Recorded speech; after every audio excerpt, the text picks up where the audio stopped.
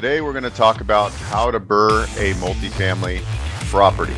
I wanted to talk in this episode about some strategies to BRRRR your next or your first multifamily property. A lot of times we look for our credit union or bank partners to do this, but this is a great strategy to really quickly build wealth through these smaller multifamily properties. And then that in itself creates a platform for you as an investor to take these 10-unit properties and to maybe down the road 1031 exchange that equity into another property and grow your portfolio and grow the amount of income, your passive cash flow that you do have. So welcome to the Investor Financing Podcast, where we interview real estate investors and lenders so you can learn all the secrets to getting your projects funded and scale your portfolio. Hello, and welcome to another episode of the Investor Financing Podcast. And I'm your host, Beau Eckstein, and welcome to the show. Today, we're going to talk about how to BRRRR a multifamily property.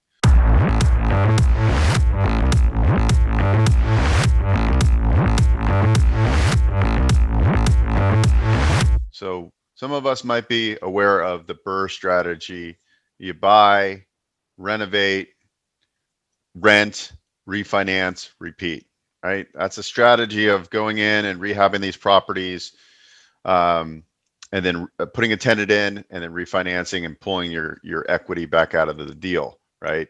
Well, the same strategy holds true to multifamily investing. So I wanted to talk in this episode about some strategies to BRRRR your next or your first multifamily property.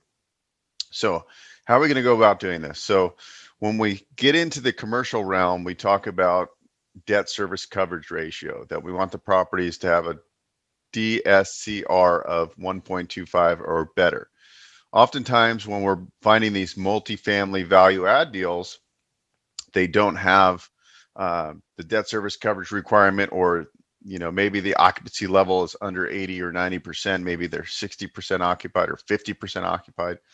But that creates a lot of opportunity for investors to come in, renovate, and occupy the property, and then force appreciation, other than like in residential sales, like a single family home, right? We compare that to another 2,000 square foot single family home. You're listening to the Investor Financing Podcast. We'll be right back after this break. And now a word from our sponsors. Want to save money on your taxes?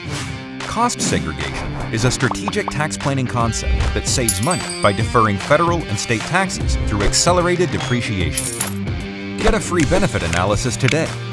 Please visit costseghub.com for more information on cost segregation and all of our cost recovery services that can put more cash flow in your pocket. Well, when we look at commercial, we're comparing it against income. What's your income? Your net NOI, your net operating income. So when we're going in to BRRRR these properties, let's say it's a 10-unit property, you're going in, you're renovating, you're executing your strategy, you're maybe raising rents, you're occupying the vacant units, and now you have a property with a much greater income, right?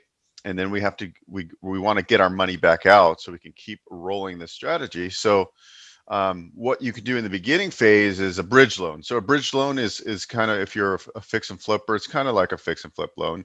They're going to lend a certain percentage of cost. Maybe it's 75% of cost. Maybe it's 80% of cost. Some as high as 85% of cost.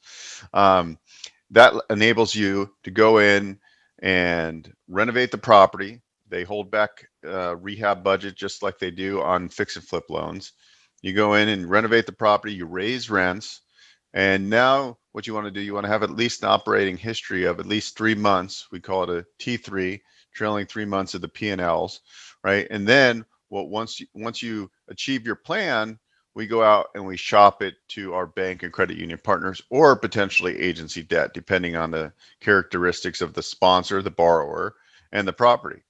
And that's how we do it. And then on a refinance, you're able to go 75% typically on a cash out refinance into longer term debt. A lot of times we look for our credit union or bank partners to do this, but this is a great strategy to really quickly build wealth through these smaller multifamily properties. And then that in itself creates a platform for you as an investor to take these 10 unit properties and to maybe down the road 1031 exchange that equity into another property and grow your portfolio and grow the amount of income, your passive cash flow that you do have. So wanted to talk about BRRRR for multifamily. Hope this was valuable. Please like, subscribe, and share this with your colleagues. Look forward to seeing you on the next episode. Thanks for listening to the Investor Financing Podcast. For show notes and useful resources, please visit investorfinancingpodcast.com. For questions or comments, email info@investorfinancingpodcast.com. If you enjoy our show, please share it with your network. Until next time.